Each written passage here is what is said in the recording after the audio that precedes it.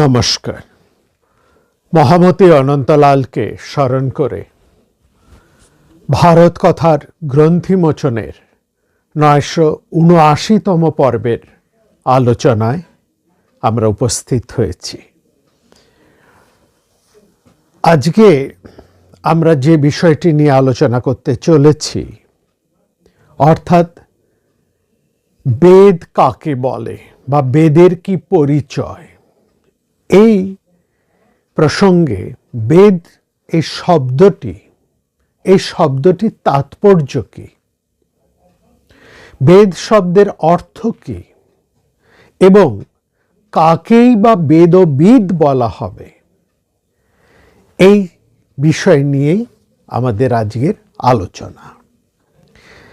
এই আলোচনার সূত্র যা আমরা অতি সম্প্রতি ৭-৮টি পর্ব ধরে মহর্ষি কপিল এবং ব্রাহ্মণ সুম্রশ্মির যে সংবাদ শুনেছি, সেই সংবাদের একেবারে শেষের দিকে মহর্ষি কপিল তিনি নিজেই এই 3টি প্রশ্নের উত্তর দিয়েছেন তার বক্তব্যের মধ্যে দিয়ে। সেখানে আমরা ৫-৬টি শ্লোকের মধ্যে যথাক্রমে কাকে বেদ বলা হয়, অর্থাৎ বেদ শব্দের অর্থ কি, কে এই বেদ পাঠের অধিকারী এবং কাকেই বা বেদবিদ বলা হয়, আর এই বেদ পাঠ করে এই বেদকে জেনে কি ফল লাভ হয়, এই 4টি বিষয়েরই সংক্ষিপ্ত অথচ পূর্ণ উত্তর বা সেখানে পরিষ্কারভাবে তা বলা আছে। অর্থাৎ বেদের ডেফিনিশন, কে বেদ পড়বে, বেদের মধ্যে কি আছে এবং এই বেদ পড়ে কি ফল লাভ হয়, এই 4টি বিষয়ে অত্যন্ত স্পষ্টভাবে মহর্ষি কপিল সেখানে বলেছেন। সেই এক এক করে আমরা সেই শ্লোকগুলো আগে আপনাদেরকে বলবো উত্তর, এবং এক একটি প্রশ্ন তুলে তার উত্তরে মহর্ষি কপিল কি বলেছেন সেখানে সেই শ্লোকগুলোকে আমরা আপনাদের সামনে তুলে ধরব। তারপরে এই বেদ শব্দের যে অর্থ, যা নিহিত তাৎপর্য, সেটি নিয়ে আমরা আজকে আলোচনা করব। এই হচ্ছে আমাদের আজকের এজেন্ডা। প্রথমেই আমরা দেখি যে বেদ কাকে বলছেন, বেদ বলতে কি বলছেন তিনি, বেদের ডেফিনিশন কিভাবে মহর্ষি কপিল দিয়েছেন। তিনি সেখানে বলছেন, সর্বং বিদু বেদোর বিদ বেদে সর্বং প্রতিষ্ঠিতম বেদেহি নিষ্ঠা সর্বস্ব যদ যদস্তি চ নাস্তি চ।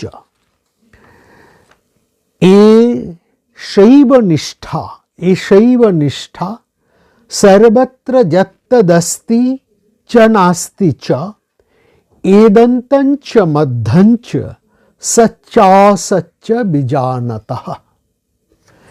বেদের এই হচ্ছে তার ডেফিনিশন। কি বলছেন তিনি? তিনি বলছেন এই বেদের মধ্যে সব কিছু ধরা রয়েছে, সমস্ত কিছুই এই বেদের মধ্যে ধরা রয়েছে। এটা বেদবিদেরা তারা জানেন। তারা কি জানেন না, বেদের মধ্যে সমস্ত কিছু ধরা আছে, এভরিথিং ইনক্লুডেড ইন দিস বেদ। যা আছে বা যা নেই সেই সমস্ত কথাই বেদের মধ্যে রয়েছে। যা আছে বা যা নেই, অর্থাৎ যা আমরা এখনো পর্যন্ত জানতে পেরেছি এবং যা আমরা এখনো পর্যন্ত জানতে পারিনি, যা আমাদের উপলব্ধি গোচর হয়নি, তাও সবটাই এই বেদের মধ্যে রয়েছে। যা আছে এবং যা নেই, যা আমাদের উপলব্ধি হয়েছে, যা আমরা ধরতে পেরেছি, জানতে পেরেছি, যা আমাদের উপলব্ধি হয়নি, যা আমরা ধরতে পারিনি, জানতে পারিনি, এখনো যা আমাদের অজানা, সমস্ত বিষয়ই সর্বম বেদে প্রতিষ্ঠিতম, সবই এই বেদের মধ্যে প্রতিষ্ঠিত রয়েছে। এবং তারপরে কি বলছে, যা আছে বা না নেই, এ শৈব নিষ্ঠা সর্বত্র যত্তদস্তি চ নাস্তি চ, যে সমস্ত বিষয় আছে এবং যে সমস্ত বিষয় নেই, যে সমস্ত বিষয়গুলো আমাদের অজ্ঞাত বা যে সমস্ত বিষয়গুলো আমাদের কাছে উপলব্ধির বাইরে, সে সবই এই শাস্ত্রের মধ্যে, এই নিখিল শাস্ত্রের মধ্যে তা ধরা রয়েছে। এবং এবং একজন জ্ঞানী যিনি এই বেদকে জানেন, তিনি এই সমস্ত অর্থাৎ জাগতিক এবং পারমার্থিক, জাগতিক এবং আধ্যাত্মিক সমস্ত কিছুই, এবং তৎসহ জগতের উৎস, জগতের মধ্য এবং জগতের অন্ত, সেই সঙ্গে সৎ এবং অসৎ সমস্ত বিষয়ে তিনি জানেন।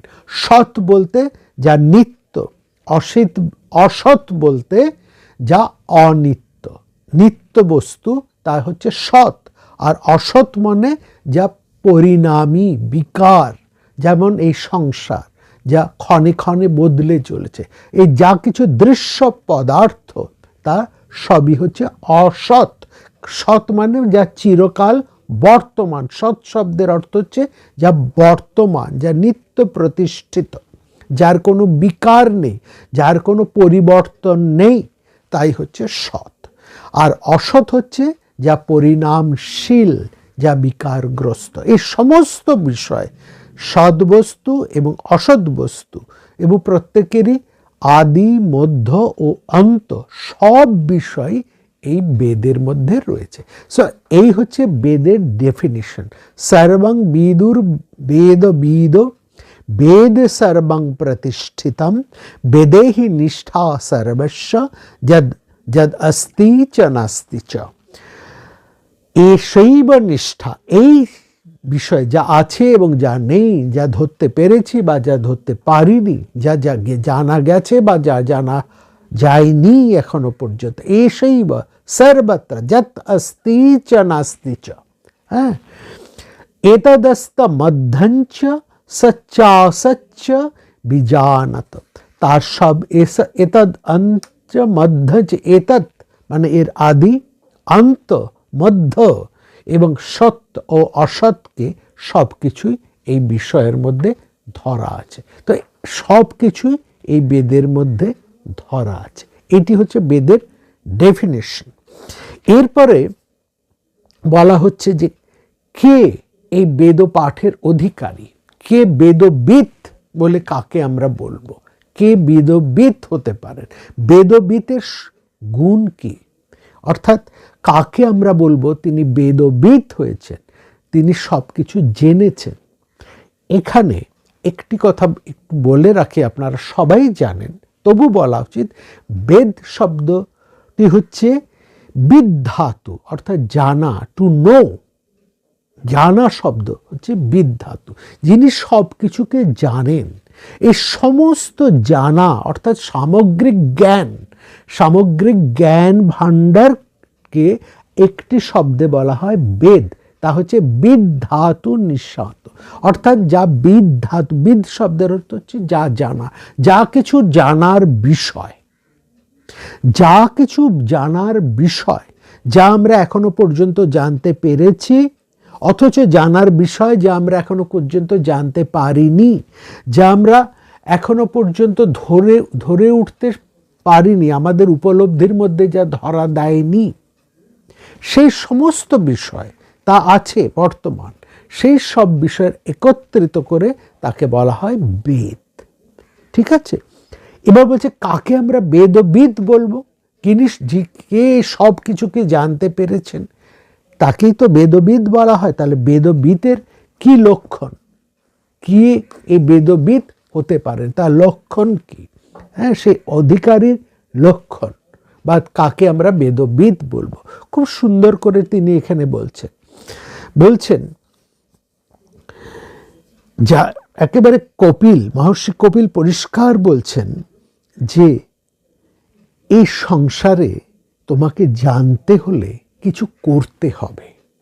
এখানে জ্ঞান এবং কর্মের একটা সমন্বয়ের কথা মহর্ষি কপিল কিন্তু বলছেন। যা জ্ঞানের সাথে কর্মের কোনো দ্বন্দ্ব নেই, বরং কর্মের মাধ্যমেই তোমার এই শরীর শুদ্ধ হবে। শরীরটা হচ্ছে এখানে তোমার জানার উপায় বা যন্ত্র। আমরা জানবো কিভাবে? এই আমাদের শরীরের মধ্যে দিয়ে। তো আমরা জানতে পাচ্ছি আমাদের এই যে সমস্ত জ্ঞানেন্দ্রিয় রয়েছে সেই জ্ঞানেন্দ্রিয়র মধ্যে দিয়েই আমরা কিন্তু বিষয়কে জানতে পারি। আমাদের উপলব্ধি হয় জ্ঞানেন্দ্রিয়ের মধ্যে দিয়ে। 5টি জ্ঞানেন্দ্রিয় এবং মন, এই সব কিছুর একসাথেই আমরা কোনো বিষয়ের আমাদের উপলব্ধি হয়, এবং সেটা আমরা জানতে পারি কিভাবে? ওই কর্মেন্দ্রিয়ের মাধ্যমে। আমাদের 11টা ইন্দ্রিয় মনকে নিয়ে, 5টি জ্ঞানেন্দ্রিয়, 5টি কর্মেন্দ্রিয় এবং মন, এই সবটাকে নিয়েই হচ্ছে আমাদের টোটাল ইন্দ্রিয়। তো আমরা জানবো কিন্তু কর্মেন্দ্রিয় এবং জ্ঞানেন্দ্রিয়র সমবায়, অর্থাৎ এই 11টি ইন্দ্রিয়কে নিয়েই, অর্থাৎ এই 5টি কর্মেন্দ্রিয় এবং 5টি জ্ঞানেন্দ্রিয়কে নিয়েই তাদের সমন্বয়ে মন কিন্তু জানতে পারে। সুতরাং সেই ক্ষেত্রে মনেরও একটা বিশেষ গুরুত্ব রয়েছে। যেমন মনের গুরুত্ব রয়েছে, ঠিক সেই রকমভাবে এই শরীরের, অর্থাৎ এই প্রত্যেকটা ইন্দ্রিয়ের গুরুত্ব রয়েছে, এবং প্রত্যেকটা ইন্দ্রিয়ের মধ্যে দিয়ে কর্মেন্দ্রিয়েরও গুরুত্ব রয়েছে, যেমন জ্ঞানেন্দ্রিয়ের গুরুত্ব রয়েছে। বোঝা গেল? সুতরাং এখানে এই কর্মেন্দ্রিয়গুলোরও কিন্তু একটা শুদ্ধতার দরকার। যেমন জ্ঞানেন্দ্রিয়ের শুদ্ধতা দরকার, তেমনি কর্মেন্দ্রিয়েরও শুদ্ধতা দরকার। অর্থাৎ শুদ্ধ কর্ম করেই জ্ঞান লাভ করা যায়। কোন জ্ঞান? না সেই জ্ঞান যা আমাদেরকে মুক্তি দান করবে। অতএব জ্ঞানের উদ্দেশ্য বা এই বেদ পাঠের উদ্দেশ্যও কিন্তু এখানে একটু ইনডাইরেক্টলি বলা আছে।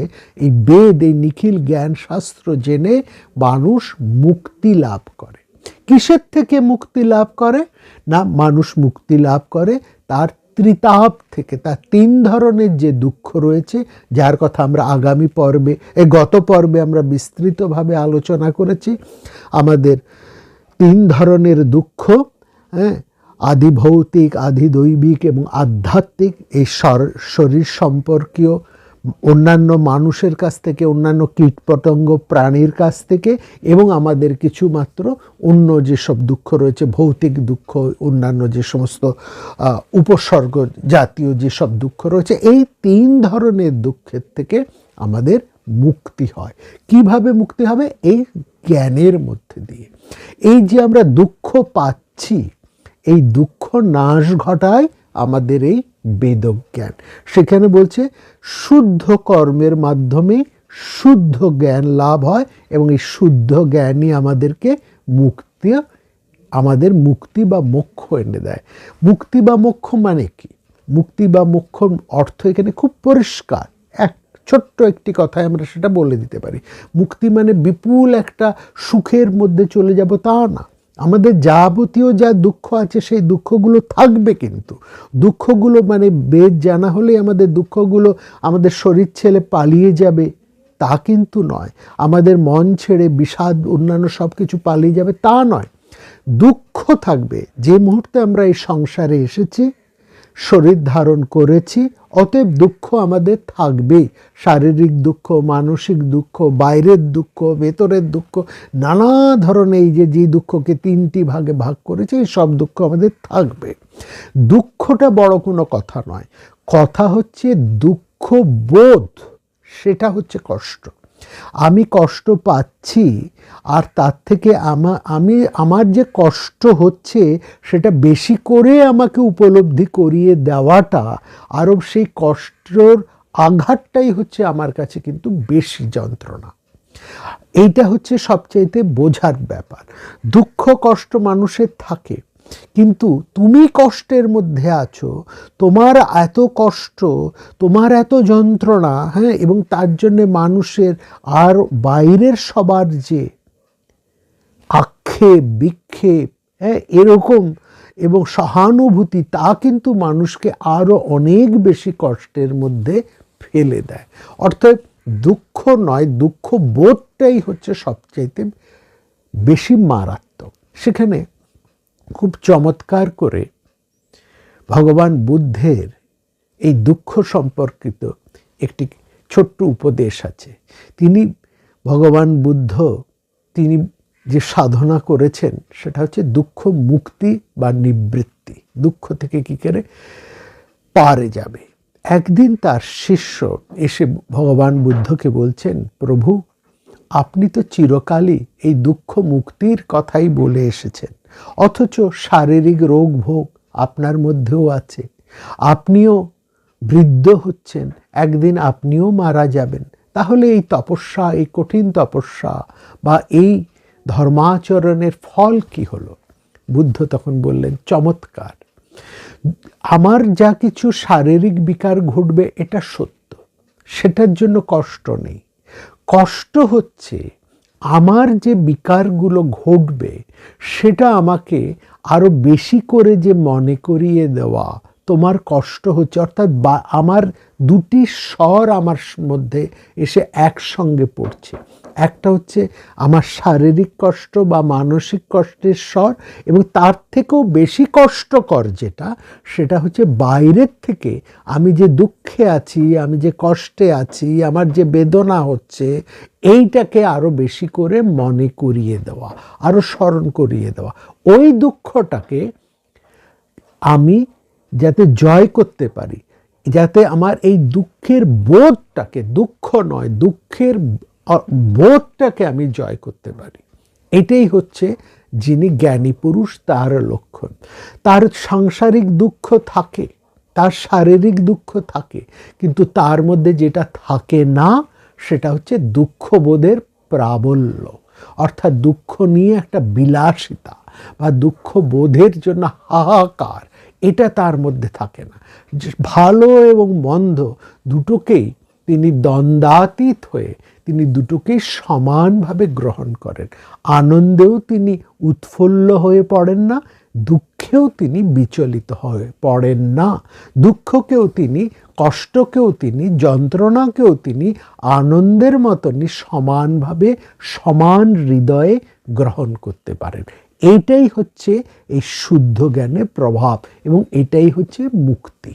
এই জায়গার থেকে তোমাকে বাঁচিয়ে দেবে। তোমার কষ্ট আছে, কিন্তু ওই কষ্টের বোধ যদি তোমার না থাকে, তা সেইটাই হচ্ছে তোমার দুঃখ নিবৃত্তি। কষ্টকে দূর করা যাবে না। সংসারে এসেছো, যাবতীয় সাংসারিক কষ্ট তোমার হবেই। দেহ ধারণ করেছো, শারীরিক কষ্ট তোমার থাকবেই। কিন্তু এই কষ্ট বোধকে যদি আমরা লাঘব করতে পারি, এই কষ্ট বোধ থেকে যদি আমরা উত্তরিত হতে পারি, এই কষ্টের বোধ যদি আমাদের চলে যায়, সেটাই হচ্ছে আত্মান্তিক দুঃখ নিবৃত্তি। এইটাই মুখ্য হয়, সেখানেই হচ্ছে এই জ্ঞান। তাহলে এবার প্রশ্ন হচ্ছে, কোন ধরনের মানুষের তারা এই জ্ঞান লাভ করতে পারেন? অর্থাৎ এখানে যে বলছে কর্মর মাধ্যমে একটা শুদ্ধতা, কর্ম মানুষের দু ধরনের করে, তাকে শুদ্ধও করে, অশুদ্ধও করে। অর্থাৎ তিনি কর্মের মধ্যে দিয়ে নিজের উত্তরণও ঘটাতে পারেন, মোহমুক্তিও তার হতে পারে, তার হৃদয়ের সম্প্রসারণও হতে পারে, মনের সম্প্রসারণও ঘটতে পারে। এই কর্মের মধ্যে দিয়ে তার যে সমস্ত ছোট ছোট বিকার, আসক্তি, লোভ, অসূয়া, ঘৃণা, ক্রোধ, হ্যাঁ, দেশ, এইসব ছিল, এগুলো নষ্ট হয়ে যায় কর্মের মধ্যে দিয়ে। আর কি হয়? আরেক ধরনের কর্ম আছে যা এগুলোকে বাড়িয়ে দেয়। সুতরাং তোমাকে শুদ্ধ কর্ম করতে হবে, কর্মের মধ্যে দিয়ে শুদ্ধতা। সেই শুদ্ধ কর্ম কীভাবে আসতে হবে সেখানে খুব পরিষ্কারভাবে বলা হয়েছে, নিরাসক্ত বা কামনাহীন কর্মের মধ্যে দিয়ে। তো এইখানে হলে একজন মানুষ এর মধ্যে কোন লক্ষণ ফুটে ওঠে, সেই মানুষটা কেমন হয় সেটাও মহর্ষি কপিল বলে দিচ্ছেন। অর্থাৎ কে তার কর্মের মাধ্যমে তার মধ্যে কি ধরনের পরিবর্তন ঘটে বা কোন ধরনের পরিবর্তন ঘটলে সেই মানুষটি এই শুদ্ধ জ্ঞানের অধিকারী হয়ে ওঠেন বা তিনি বেদবিদ হতে পারেন, এইটা বলছে। সেগুলো কি কি গুণ? সেগুলো হচ্ছে দয়া, ক্ষমা, শান্তি, অহিংসা, সত্য, সরলতা, অদ্রোহ, অনভিমান, লজ্জা, সহিষ্ণুতা এবং সংযম।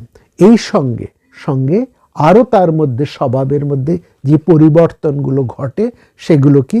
সর্বদা সন্তুষ্ট, অদাসতা সন্তোষ, সমগুণান্বিত, রাগ দেশ শূন্য, এই ভাবটা তার চরিত্রের মধ্যে ফুটে ওঠে। অর্থাৎ সে যার মধ্যে দয়া, ক্ষমা, শান্তি, অহিংসা, সত্য, সরলতা, অদ্রোহ, অনভিমানিতা, লজ্জা, সহিষ্ণুতা, এই সমস্ত অন্তর ইন্দ্রিয় গুণগুলো যার মধ্যে বিকশিত হয়ে ওঠে তা তিনি কেমন হন? তিনি সদা সন্তুষ্ট, সমগুণান্বিত এবং রাগদেশহীন, রাগদেশ শূন্য। তিনি এই জ্ঞান ধারণ করবার যোগ্য হয়ে ওঠেন।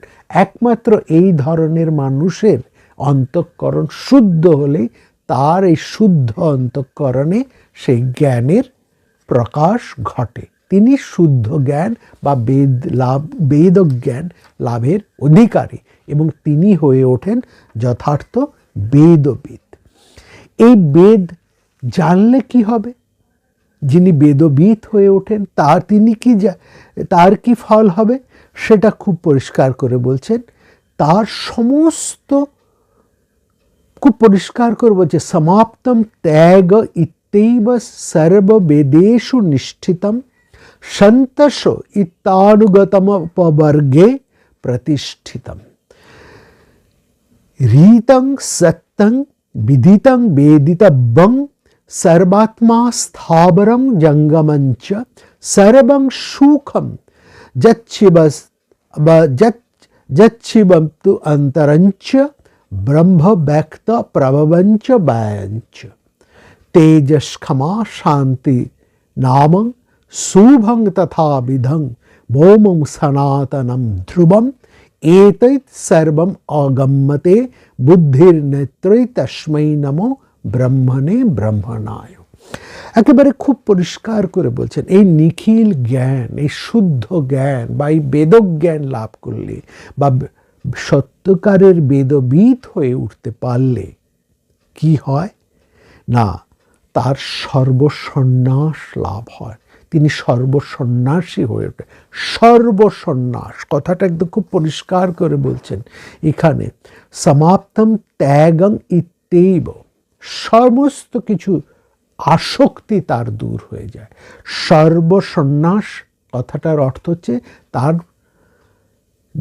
চরিত্রের মধ্যে, তার জীবনের মধ্যে, তার স্বভাবের মধ্যে কোনো রকম আসক্তির লেশটুকু থাকে না, সম্পূর্ণ নিরাসক্ত সন্ন্যাস। সমস্ত আসক্তি তার সম্যকভাবে ন্যাশ হয়ে যায়, নষ্ট হয়ে যায় এবং হয়ে গেলেই তার সাংসারিক কাজের আর কিন্তু তার কোনো বাধা বন্ধকতা থাকে না, তার আর কোনো কর্তব্য কর্ম বলে থাকে না।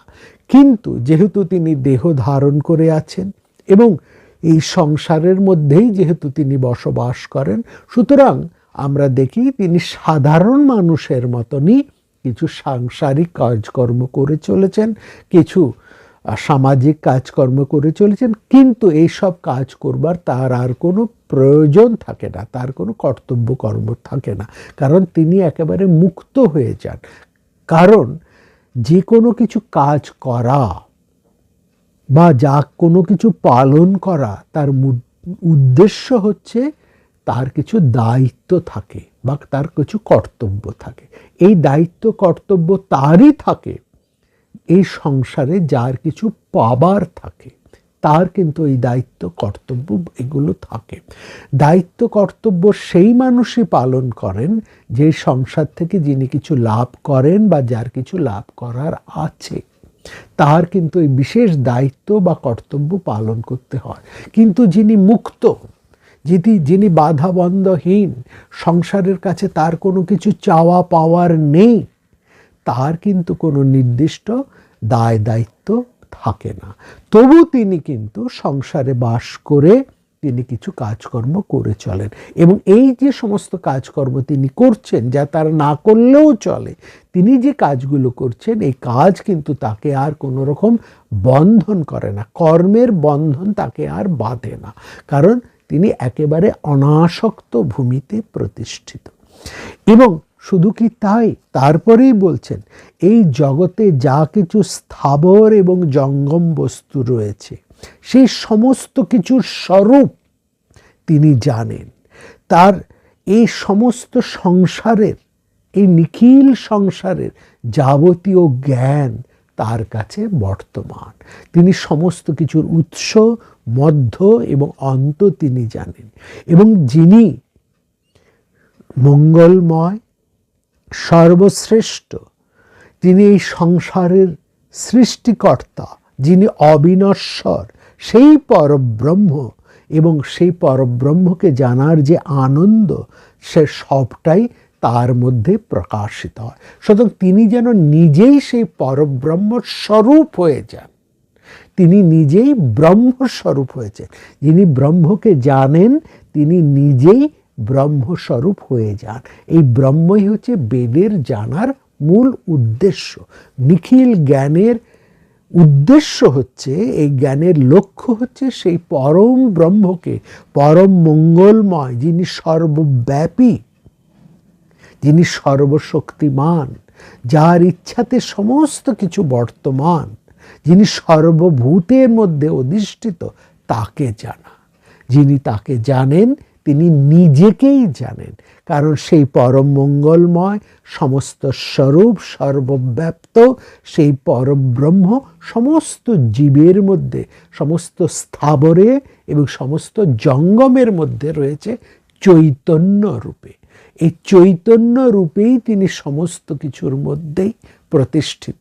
সুতরাং এই চৈতন্যকে যিনি জানেন তিনি নিজেই চৈতন্যময় হয়ে যান। এই হচ্ছে বেদ জানার উদ্দেশ্য।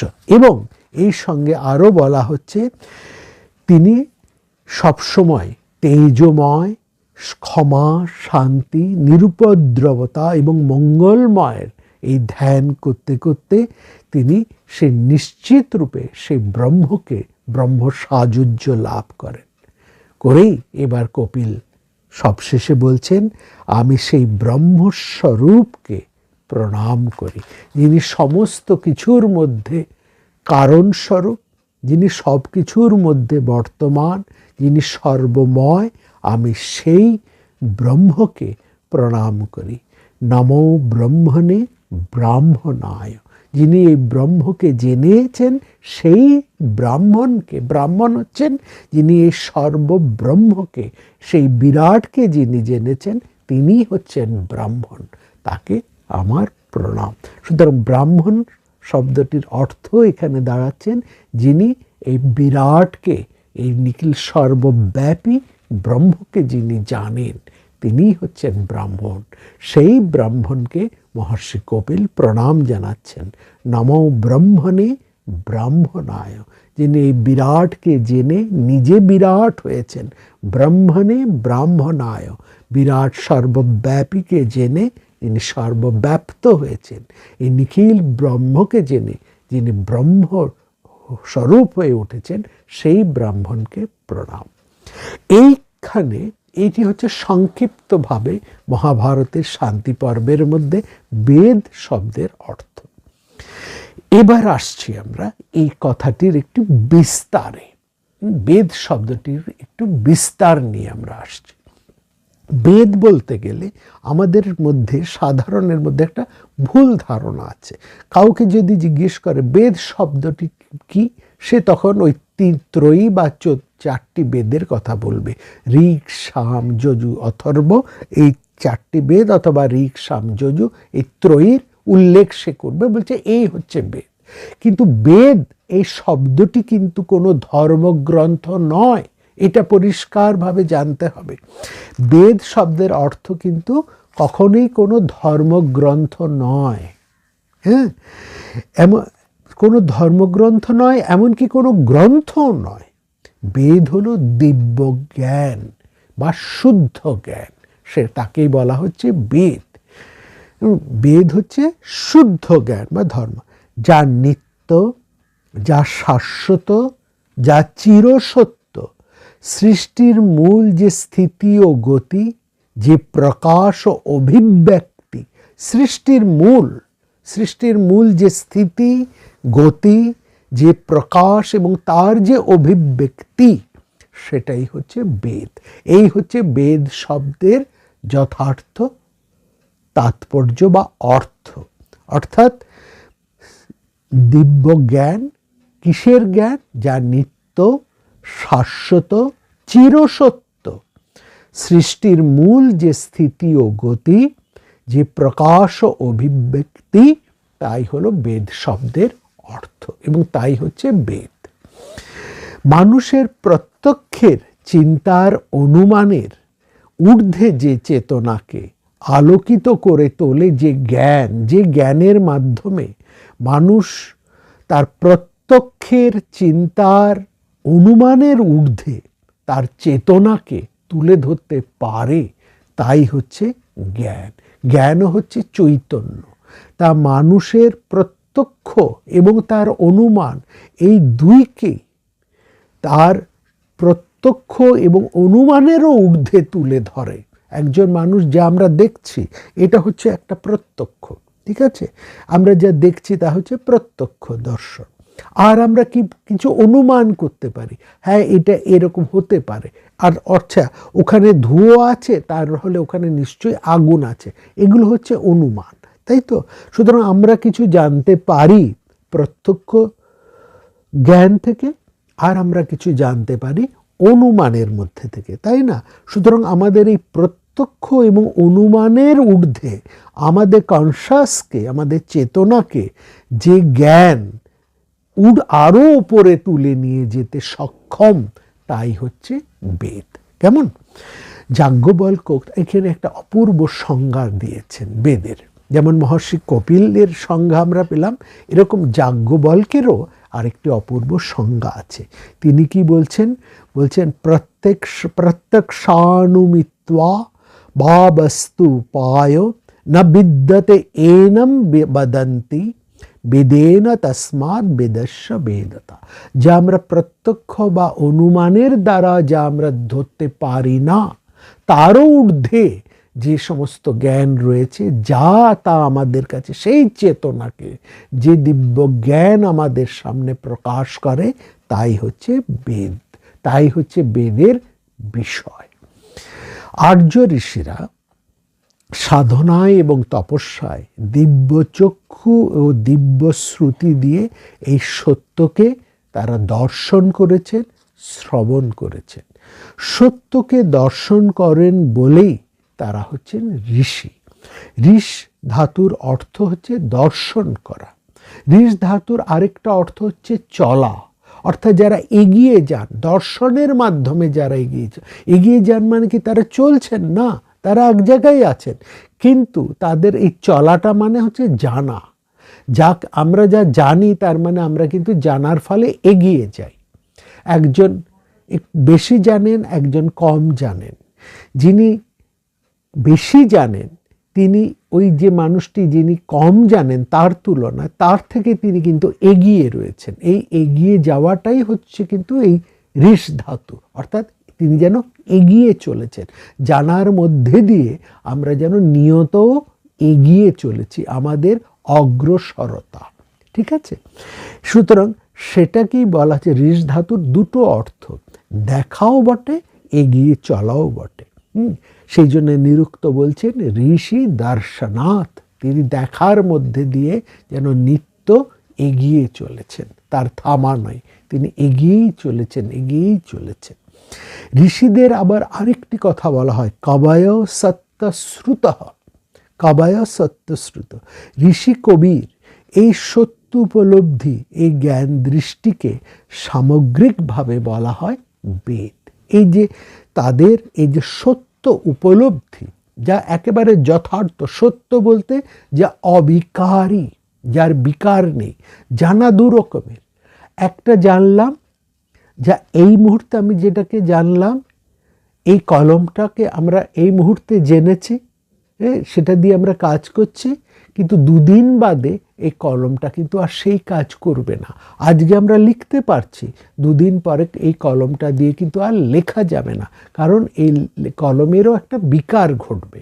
সুতরাং বস্তু জগতের, এই বস্তু জগতের জানা দু ধরনের, অর্থাৎ এই দৃশ্য জগৎ সম্পর্কে বা বস্তু জগৎ সম্পর্কে, আর কিছু আছে যা চিরন্তন সত্য, যার পরিবর্তন ঘটবে না।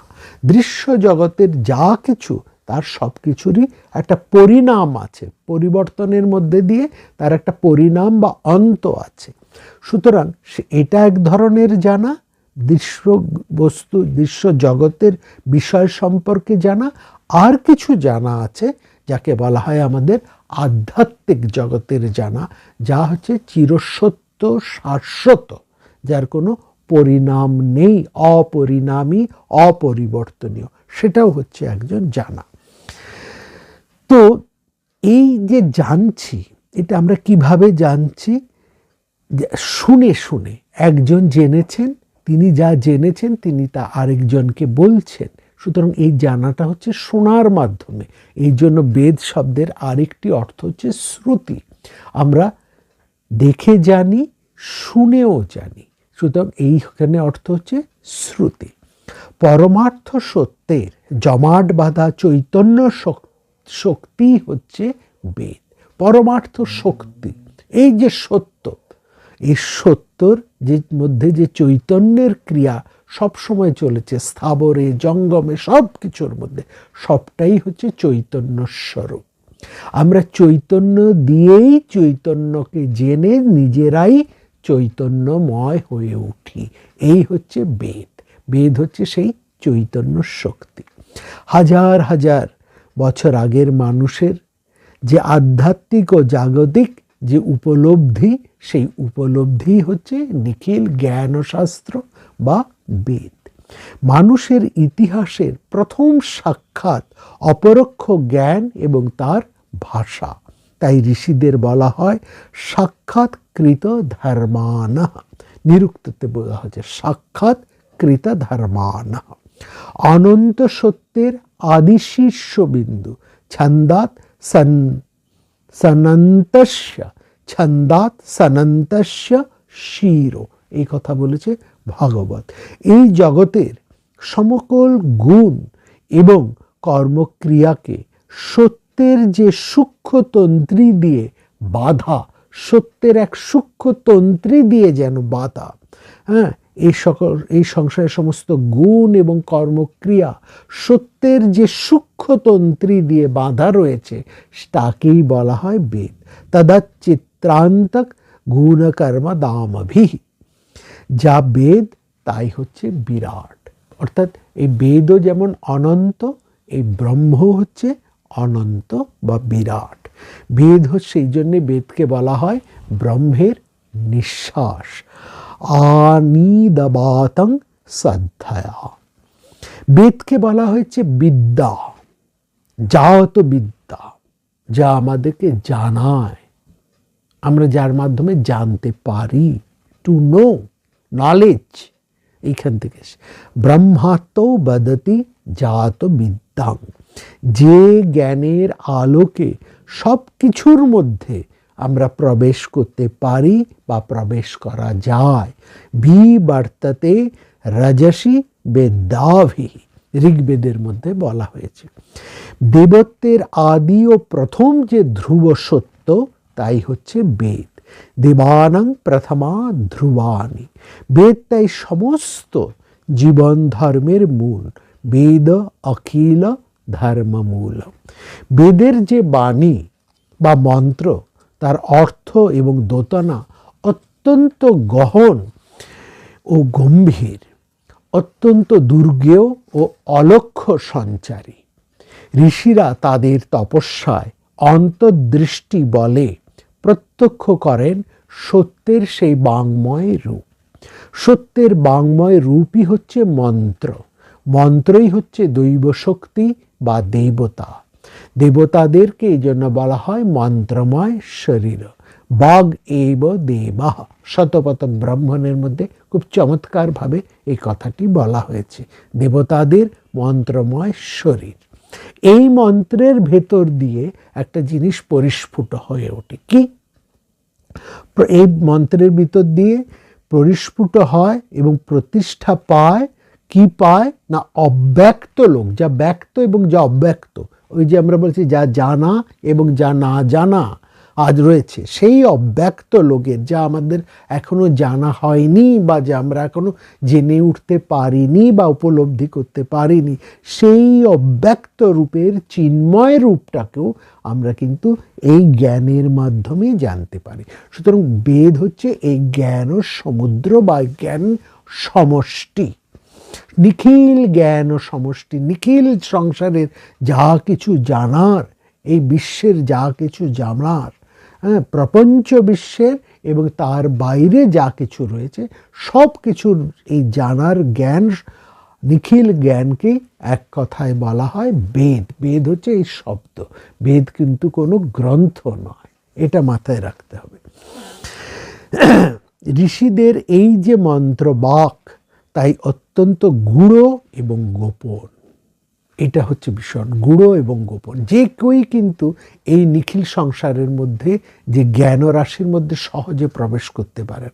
শুধু এ তো এক চিন্ময়ী সত্তা, জাগতিক যে বিদ্যা, সেই বিদ্যাই কি সবাই গ্রহণ করতে পারে? সবাই কি ফিজিক্স, কেমিস্ট্রি, ম্যাথামেটিক্স এর গহনে সবাই প্রবেশ করতে পারে? খানিকটা যেতে পারে, কিন্তু একমাত্র যারা এই নিয়ে সাধনা করে চলেছেন, তারাই তার দুর্জ্ঞতাকে পরিষ্কার করে তার বক্তব্যকে তারা জেনে, তাদের এই নিত্য গবেষণা, তাদের এই নিত্য দর্শন, নিত্য সাধনা, তপস্যা, সেটা কিন্তু বহমান। জ্ঞান সমাধনা কিন্তু চিরন্তন। কোনো একজন মানুষ বলে উঠতে পারে না যে আমি সব জানি, সমস্ত কিছু জ্ঞানের মধ্যে রয়েছে, এটা সত্য। কিন্তু একজন মানুষের পক্ষে এটা সম্ভব নয় তিনি সব জানতে পারেন। তিনি সামান্য, এই জন্য প্রত্যেক তপস্বী মানুষ, তাদেরকে বলা হচ্ছে ঋষি। প্রত্যেক গবেষকই হচ্ছে ঋষি। তারা প্রত্যেকেই এই সাধনোচিত বিষয়টিকে তারা জেনে উপলব্ধি করে, তাই তারা এই সবাইকে জানাচ্ছেন। এই হচ্ছে বিষয়। এই জন্য এটা অত্যন্ত গূঢ় এবং গোপন বিষয়। এই জন্য বেদের আরেকটি নাম হচ্ছে নিন্না বা চাংসি। নিন্না মানে আড়াল বা গোপন। এই আড়াল বা গোপন কথা, এই গোপন কথাটি তারা এসে আমাদেরকে জানাচ্ছেন। নির্ণয়ম অর্থ যাকে ভেতর থেকে বাইরে নিয়ে আসতে হয়। নিন্না বা চাংসি, নিন্না মানে গোপন, সেই গোপন কথাটিকে ভেতর থেকে তারা বাইরে এনে প্রকাশ করে। শ্রী অরবিন্দ এই বেদের শব্দটিকে অনুবাদ করেছেন সিক্রেট ওয়ার্ডস। এই শব্দের মধ্যে একদম যথাযথ অনুবাদ, সিক্রেট ওয়ার্ডস। এই মন্ত্র সাধকের হৃদয় সমুদ্রে অতল সঞ্চারী সহস্র স্রোতে বিচরণ করে। খুব চমৎকার করে ঋগ্বেদের মধ্যে এই কথাটা বলা আছে। তা ইন নিগ্না হৃদয়স্য প্রকেতৈ সহস্রবল সমাভি সংচরন্তি। এবং সেখানে বলছে এই যে মন্ত্র, এই গোপন কথা হৃদয় সমুদ্রে, সাধকের হৃদয় সমুদ্রে, গবেষকের হৃদয় সমুদ্রে অন্বেষকের হৃদয় সমুদ্রে যিনি খোঁজ করছেন, তার হৃদয়ে অতল সঞ্চারী সহস্র স্রোতে বিচরণ করে। একটা জিনিস মনে রাখবেন, যা গভীর গোপন তাকে কিন্তু আমাদের এই ভাষা ধরতে পারে না। কারণ আমাদের এই ভাষা তা যতই উন্নত হোক না কেন, যতই শক্তিশালী হোক না কেন, তার একটা সীমাবদ্ধতা আছে। সীমাবদ্ধ বিষয় দিয়ে অসীমকে কি ধরা যায়?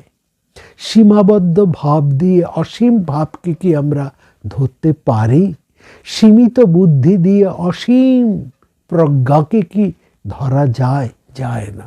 সেখানে আমাদের এই বাক্য, ভাষা, বুদ্ধি, অনুভূতি সব একেবারে স্তব্ধ হয়ে যায়। তখন সেখানে আসে একটা যেন একটা কাব্যভাব, একটা কাব্যভাবের মধ্যে দিয়ে, একটা কাব্যের মধ্যে দিয়ে আমরা তা যেন ধরতে পারি। গদ্য দিয়ে যা ধরা যায় না, কাব্য দিয়ে তার প্রকাশ। কাব্যের দু একটি শব্দের মধ্যে দিয়ে কবি, যিনি দ্রষ্টা, যিনি স্বয়ং প্রজাপতি, তিনি সেই সত্যকে প্রকাশ করেন। এখানেই হচ্ছে কবিতার শক্তি। গদ্য শক্তির থেকে কবিতার শক্তি সহস্র গুণ বেশি। কারণ সেই ভাবকে কবি তার সীমিত শব্দের মাধ্যমে একটু যেন স্ফুটন করছেন, একটু যেন ফুটিয়ে তোলার চেষ্টা করছেন। এই জন্য মনে রাখবেন, যা কিছু দুর্জ্ঞেয়, যা কিছু গোপন, যা কিছু গহন, তার প্রকাশ হয় সাংকেতিক ভাষায়। সাংকেতিক ভাষার মধ্যে দিয়ে তা প্রকাশ হয়। বৈজ্ঞানিকেরা যা প্রকাশ করেন, তারা কিন্তু থিওরিতে প্রথম আনেন না। তারা যেটাকে আনেন, তারা সেটা আনেন সাংকেতিক ভাষার মধ্যে, দু একটি শব্দের মধ্যে দিয়ে। পরবর্তীকালে তার বিশ্লেষণ এবং অ্যানালাইসিস, তার উপরে নানা টিকা টিপ্পনী, ভাষ্য ইত্যাদি ইত্যাদি চলতে থাকে। সুতরাং এই রহস্যবিদ্যার প্রকাশও কিন্তু রহস্য ভাষার মধ্যে দিয়ে। বিদ্যাটি যেহেতু রহস্য, বিদ্যাটি যেহেতু গহন গোপন, এই জন্য এর প্রকাশ বা ভাষার মধ্যেও আমরা এই রহস্যময়তাকে লক্ষ্য করি। এই রহস্যময়তাটা কিন্তু থাকতেই হয়, এছাড়া কোনো উপায় নেই। কোনো বৈজ্ঞানিক সত্যও যখন একজন বিজ্ঞানীর কাছে, জাগতিক বিষয়ের বিজ্ঞানীর কাছে তা যখন প্রকাশ পায়, তিনি কিন্তু তখন তার উপরে বিশাল থিসিস লিখে উঠতে পারেন না। তিনি তার কিছু সাংকেতিক শব্দের মধ্যে দিয়েই তা ধারণা করে। পরবর্তীকালে অন্যান্যরা তাকে বিশ্লেষণ করে কিন্তু প্রভূত একের পর এক বিরাট বিরাট বিশাল বিশাল থিসিস পেপার, প্রবন্ধ ইত্যাদি তারা প্রকাশ করে থাকেন। বোঝা গেল? এখানেই হচ্ছে রহস্যবিদ্যা এবং রহস্য প্রকাশ।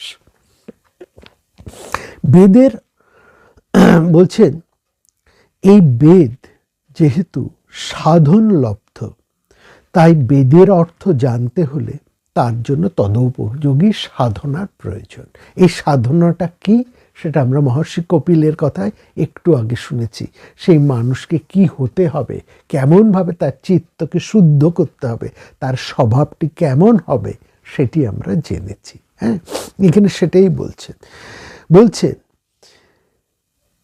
তদোপযোগী সাধনা। এই সাধনা হচ্ছে তার সব কর্মের মাধ্যমে নিজেকে শুদ্ধ করে তোলা, তার গূঢ় অর্থের প্রকৃত ও সূক্ষ্ম উপলব্ধি যাতে সে ধরতে পারে। শুদ্ধ মনই শুদ্ধ অর্থকে ধরতে পারে, অশুদ্ধ মন শুদ্ধ ভাবকে ধরতে পারে না। কেমন? সেই জন্য স্বয়ং শ্রী অরবিন্দ তার বেদ পরিক্রমা, তার বেদের ভাষ্যের মধ্যে বলছেন, বিশেষ জ্ঞান ও সাধনার ফল বিনা সাধনে কেবল বেদ অধ্যয়নে হয় না। বেদ যে গ্রন্থ, ওটা পড়লে কিন্তু বিরাটকে জানা যায় না। ফিজিক্সের বই পড়লে ফিজিক্সের সব রহস্যকে ভেদ করা যায় না।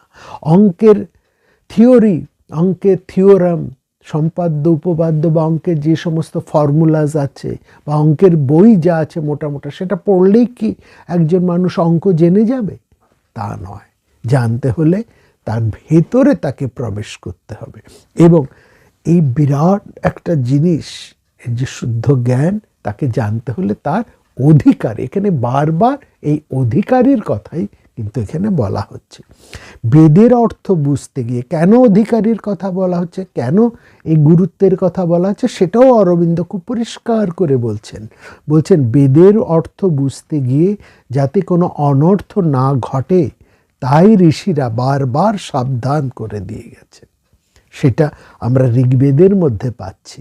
বলছেন, অনাদি অনন্ত অক্ষর পরম ব্রহ্মপদে যে বেদার্থ নিহিত রয়েছে, তাকে যে জানল না, সে শুধু শুধু বেদ পাঠ করে তার কি লাভ?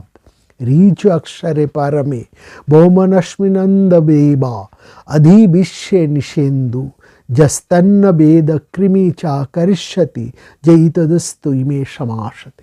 বলছে তার এই পড়াশুনোর কি লাভ?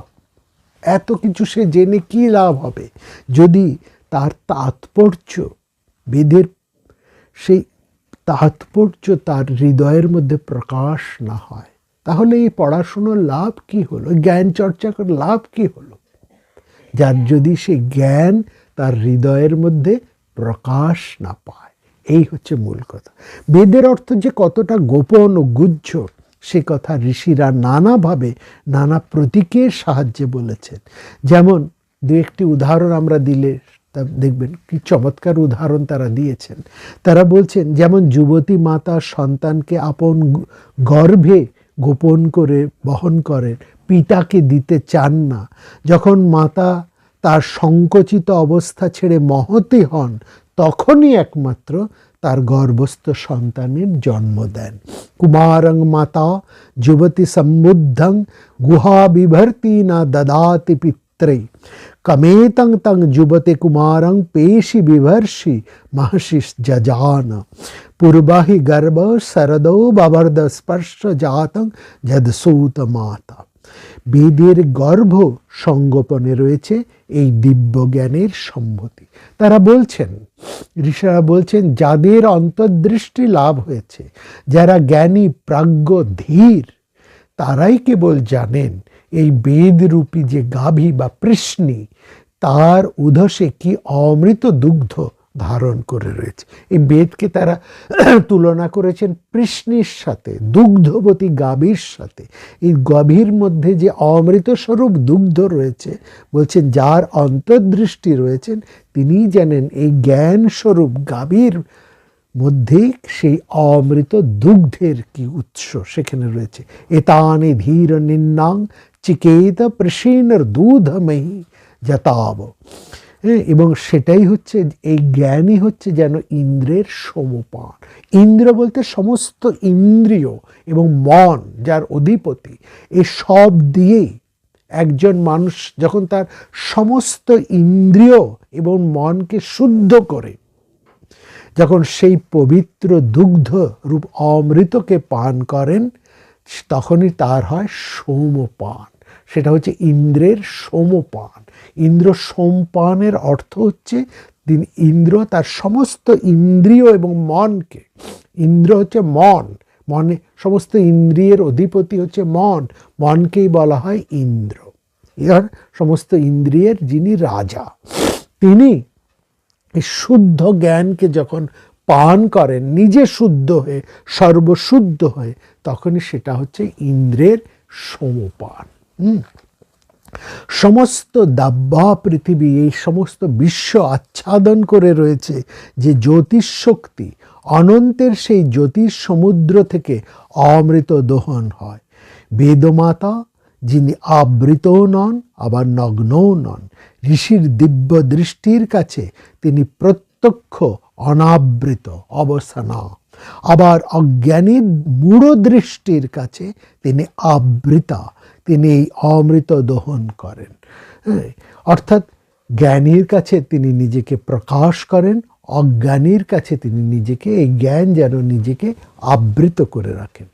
বেদের মন্ত্র রহস্য তাদের কাছেই প্রকাশিত হয়। কার কাছে প্রকাশিত হয়? কে বেদবিদ হয়ে উঠতে পারেন? যে ধীর, জ্ঞানী ও ঋষি। উপমা দিয়ে কি চমৎকার করে বেদের মধ্যে, ঋগ্বেদের মধ্যে বলা হয়েছে। যেমন একজন সুতনুকা যৌবনবতী প্রেমিকা তার স্বামীর কাছে তার নিজের দেহশ্রীকে আনন্দে উন্মুক্ত করে প্রকাশ করেন, উত তস্मै তন্নবিসস্রৈ জয়েব পত্তে উশতি সুবাসা। ঠিক সেই রকমভাবেই বেদ, এই নিখিল জ্ঞান একজন উপযুক্ত পাত্রের কাছে, ধীর, জ্ঞানী এবং ঋষি হৃদয়ের কাছে তার নিজেকে উন্মোচন করে। অতএব বেদের প্রকৃত অর্থ কেবল মন্ত্রের শব্দার্থের মধ্যে নেই, এটাও বিশেষ বোঝার। মন্ত্রের শব্দার্থের মধ্যেই কিন্তু নিখিল জ্ঞান একমাত্র ধরা নেই, রয়েছে। কোথায় রয়েছে? না মন্ত্রের গভীরে, তন্ময় ধ্যানের অতলে, অক্ষরে পরমে। একটি উপলব্ধি, একটি মন্ত্রকে নিয়ে একজন ঋষি অজান ধ্যানে ডুবে যান। একটি মন্ত্রের রহস্য ভেদ করতে করতেই তিনি সেই মন্ত্রের মধ্য দিয়ে, সেই একটি মন্ত্রই তার কাছে নিখিল বিশ্বকে উন্মোচন করে। ওই মন্ত্র শব্দার্থের মধ্যে বেদের সামগ্রিকতা কিন্তু নেই, রয়েছে সেই মন্ত্রের ধ্যান ও তন্ময়তার মধ্যে। এই হচ্ছে বেদের পরস্পর। ধনুকে চমৎকার একটি উদাহরণ এখানে দেওয়া হয়েছে বোঝার জন্য। বলছে ধনুকে একটা তীর যোজনা করা হয়েছে। ঋক শব্দের অর্থ হচ্ছে সেই তীর বা সায়ক, যাকে বলা হচ্ছে আলোক রশ্মি। ঋক শব্দের অর্থ হচ্ছে এই জন্য সেই তীর বা আলোক রশ্মি বা সায়ক। ঠিক আছে? এই তীরের গতি, লক্ষ্য, অর্থ জানতে হলে কেবল ধনুক বা ধনুর ছিলার পরিচয়ই যথেষ্ট নয়, এমনকি নিক্ষিপ্ত ওই তীরের গঠনে বা ফলকের মধ্যেও তা নয়। যতই বিশ্লেষণ করি না কেন তীরটির গতি ও লক্ষ্য ধরা যাবে না।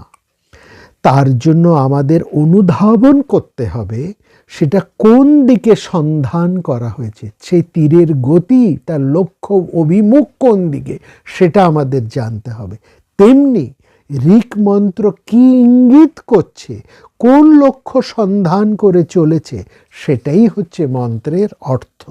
মন্ত্রের অন্তরস্থ সেই ধ্যান চৈতন্যের ধারাকে আমাদের ধরতে হবে, উপলব্ধি করতে হবে। সেই জন্য ঋগ্বেদের মধ্যেই বলা হচ্ছে অন্তর হৃদা মানস পুয়মানা। অপূর্বভাবে বলা হচ্ছে তাকে বেদ সরস্বতীর পুণ্য সলিলে যে অবগাহন করল না, তার কাছে বেদ পাঠ বিড়ম্বনা মাত্র। সে মুখস্থ করল বিদ্যা, সেই বিদ্যা তার অন্তস্থ হলো না, কারণ সে সরস্বতীর পুণ্য সলিলে অবগাহন করল না, সে মন্ত্র নিয়ে ধ্যান ও তন্ময়তার মধ্যে ডুবে গেল না, মন্ত্রের রহস্য ভেদের জন্য সে প্রযত্নবান হলো না। তাই ভাগবত সতর্ক করে দিয়ে বলেছেন, বেদের বহিরার্থই যারা কেবল জানে, তারা ঈশ্বর নির্মিত বেদরূপ জালে নানা কর্মের বন্ধনে আবদ্ধ হয়ে পড়েন। অর্থাৎ যারা কর্মকাণ্ডীদের দিকে লক্ষ্য করে, যেন এটা বলা হচ্ছে বেদের সেই বহিরার্থ বাহুল্য বিচরণ করে এবং মন্ত্রোক্ত দেবগণকে উপাসনা যারা করে, তারা কখনোই সেই বেদকে জানতে পারে না। বেদের প্রাণ অখিল বিশ্বে নারায়ণের নিঃশ্বাসের মতো, নারায়ণ সাক্ষা সম্ভরিতি শুশ্রুম, জীবন ও জগৎকে তা জীবন্ত করে রেখেছে। এক কথায় সমস্ত জীবনই হচ্ছে বেদ। বেদকে এই জন্য বলা হয় ত্রয়ী বিদ্যা বা ত্রয়ী। মীমাংসকরা বলেছেন ত্রয়ী বিদ্যা হচ্ছে ঋক, সাম, যজু, অর্থাৎ ছন্দ, সুর আর পদ। এর সঙ্গে অথর্ব বেদকেও কেউ কেউ ধরেন, কিন্তু ত্রয়ী বিদ্যা মূলত বেদের 3 প্রকার দৃষ্টিভঙ্গি। বেদকে 3 ভাবে দেখা হয়েছে, এই 3 মিলে এক বা ত্রয়ী। প্রথমত বেদকে দেখা হয়েছে যজ্ঞ দৃষ্টিতে। এই জীবন ও জগৎ, এই বিশ্বভুবন এক বিরাট যজ্ঞ। যজ্ঞের সব বিশদ ক্রিয়া, কাণ্ড, মন্ত্র, উপকরণ জড়িয়ে রয়েছে এক তপস্যা, এক তত্ত্ব দর্শন। দ্বিতীয়ত বেদকে দেখা হয়েছে দৈব দৃষ্টিতে। এই বিশ্বজগৎ, এই যা কিছু দেখছি, সৃষ্টির আদি অন্ত জুড়ে অতি ব্যাপ্ত যে প্রকাশময় রূপ, এসবই হলো দেবতার চিন্ময় রূপ। দীপ ধাতু থেকে হচ্ছে দেবতা, দেবতার অর্থই হচ্ছে প্রকাশ। দেবতারা সব আধ্যাত্মিক চৈত্য শক্তি। জাগ্রত দৃষ্টির আহুতি দিয়ে দৃষ্টির সামনে দেবতাকে ফুটিয়ে তোলা। ধ্রুবং জ্যোতির নিহতং দৃশ্যয় বিশ্বে দেবা সমনস সকেতা। দেবতা কি? এই রহস্যের গভীরেই রয়েছে মানুষের এবং জগতের অস্তিত্বের মৌল রহস্য। আর তৃতীয়ত বেদকে দেখা হয়েছে এক আধ্যাত্মিক দৃষ্টিতে। সায়নাচার্য যাদেরকে বলা হয়েছে আত্মবিদ, বেদবিদ হয়ে আত্মবিদ হয়ে ওঠা, তাদের কাছে বেদ গভীর এক আধ্যাত্মিক ভাব ও তাৎপর্যে সুমণ্ডিত। কাঠের মধ্যে আগুনের চিদ্বীর্য যেমন নিহিত থাকে, কাঠের মধ্যে যেমন আগুনের গুণ লুকিয়ে থাকে, চিদ্বীর্য যাকে বলা হচ্ছে, তেমনি একজন আত্মবিদ ঋষি তিনি মনে করেন এই দেহ ইন্দ্রিয়ের মধ্যে, সমস্ত ইন্দ্রিয়ের মধ্যে কর্মে ও তার ক্রিয়ার ভেতরে অধ্যাত্ম জ্যোতি নিহিত রয়েছে। অরণি মন্থনের মতন ধ্যান, মনন, প্রণাম, পূজা সর্বপ্রকারে এই জ্ঞান রূপ বেদকে মন্থন করে অধ্যাত্ম সত্যকে লাভ করা হয়। ওই অধ্যাত্ম, এই নিখিল জ্ঞানকে একজন ঋষি লাভ করেন, একজন মানুষ লাভ করতে পারে, তাকে ধ্যান, মনন, প্রণাম, পূজা সর্বপ্রকার, অর্থাৎ তার মন, প্রাণ, ইন্দ্রিয় সব কিছু দিয়েই তিনি এই সত্যকে লাভ করার চেষ্টা করে। সেই জন্য খুব চমৎকার করে বলেছেন ভাগবতের, এই দেহের ক্ষেত্রেই অধ্যাত্ম যোগে ব্রহ্মত্ব লাভ হয়। ক্ষেত্রেষু দেহেষু তথাত্মযোগৈ ধাত্তবিদ ব্রহ্মগতিত লভেত। এই তিন দৃষ্টিভঙ্গির যে আমরা কথা বললাম, এই তিন দৃষ্টিভঙ্গি নিয়ে আলাদা আলাদাভাবে সাধন করার জন্য বেদ যেন আমাদের কাছে তিনটি আলাদা আলাদা ভাগ রয়েছে। কর্মকাণ্ড এবং জ্ঞানকাণ্ড সেখানে যেন বিপরীতমুখী হয়ে গেছে। বস্তুত জ্ঞানে এবং কর্মে কোনো বিরোধ নেই, যে কথা আমরা বারবার বলে এসেছি। কর্মই জ্ঞান, জ্ঞানই হচ্ছে কর্ম। শুদ্ধ কর্মের মধ্যে দিয়েই শুদ্ধ জ্ঞান লাভ করা যায়। আর শুদ্ধ জ্ঞানের মাধ্যমেই অপরদিকে সমস্ত কর্মের আবিলতাও নষ্ট হয়ে যায়। সুতরাং যজ্ঞ যে কথা বলেছে, সেই যজ্ঞ হচ্ছে অধ্যাত্ম যজ্ঞ, বাইরের যজ্ঞ নয়, অন্তরের যজ্ঞ। একই তত্ত্বের মূর্ত এবং বিমূর্ত অবস্থা। বেদ হচ্ছে সত্যময়, সত্যের ধর্মই হলো সমন্বয়। বেদের ব্রাহ্মণ যুগের ভেতর দিয়ে ক্রমে জ্ঞানে ও কর্মে, যজ্ঞে, দৈবতে, অধ্যাত্মে ঋষিরা এই সমন্বয়কে সাধন করে আসেন। ঋষিরা বলছেন সমস্ত জীবনটাই হচ্ছে এক যজ্ঞ। সত্যের সেই ক্রিয়াধারাকে এবং সর্বাত্মক আশ্রয়কে তারা ব্যাখ্যা করেছেন যজ্ঞরূপে। যা সত্য তাই হচ্ছে যজ্ঞ, বলছেন নিরুক্তকার যাস্ক। বৃহতের প্রতি অন্তরাত্মার যে আকুতি ও প্রণতি, তাই হচ্ছে যজ্ঞ। সেই যজ্ঞকেই ঋষিরা প্রণাম করছেন। শতপথ ব্রাহ্মণের মধ্যে আমরা দেখছি সেই শুদ্ধ কর্মকেই ঋষিরা প্রণাম করছেন।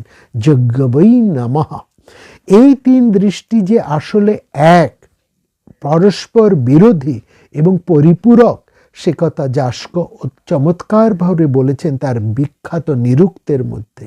তিনি বলছেন, বেদকে যদি যজ্ঞ দৃষ্টিতে দেখি, তাহলে যজ্ঞের ফুল এবং দেবতা তার ফল, এই তিনের সম্বন্ধ হচ্ছে ফুল আর ফলের মধ্যে। একটা যজ্ঞ দৃষ্টিতে যদি আমরা এই বেদকে দেখি, একটা সামগ্রিক যজ্ঞ দৃষ্টির মধ্যে দিয়ে যদি আমরা বেদকে দেখি, তাহলে যজ্ঞ হচ্ছে ফুল এবং দেবতা হচ্ছে তার ফল। আবার বেদকে যদি দৈব দৃষ্টিতে দেখি তাহলে দেবতা হচ্ছে ফুল আর অধ্যাত্ম হচ্ছে তার ফল। যাজ্ঞ দৈবতে পুষ্পে ফলে দেবতা আধ্যাত্মে বা। এই তিন দৃষ্টি যেখানে মিলেছে সেখানেই বেদের নিন্নাবচাংসি যথার্থ হৃদয়ঙ্গম হয়। নইলে বৃক্ষ আছে সেটা কিন্তু পুষ্প ফলহীন, তা কিন্তু দুগ্ধহীন। সুতরাং যে যা শোনে সেটা সে বৃথাই শোনে, সে কোন পথ পায় না, সে কেবল বেদে স্তোত্রজ্ঞ কিন্তু মর্মজ্ঞ নয়, তত্ত্বজ্ঞ নয়। যে সেই জন্য বলা হচ্ছে বেদে সেই নিহিত জ্ঞান, বেদ সরস্বতী যেন কৃপা করে একজন সাধককে দান করে। এই জন্য এই বেদের কারুণ্য, তার কৃপা লাভ এর বড় প্রয়োজন। এই জন্য একজন মানুষকে সারা জীবন তপস্যা করে শুদ্ধ হয়ে সেই সরস্বতীর কৃপা লাভ করতে হয়। অধিদৈব দৃষ্টিতে দেখলে ঋষির সকল আধ্যাত্মিক সাধনা দেবতার রূপ ধরে মূর্তমান। কারণ দেবতারা হলেন, শ্রী অরবিন্দ বলছেন, gods as power of the truth. দেবতারা জগৎকে উদ্দীপ্ত করে পরিচালিত করেন, জীবনের সত্যের পথকে সুগম নির্ভয় করে তোলেন এই দেববৃন্দ। এই যে সুগম, এই যে নির্ভয়, এই যে উজ্জ্বলতা, এই সবটাই হচ্ছে জ্ঞানের দান, জ্ঞান শক্তির প্রভাব।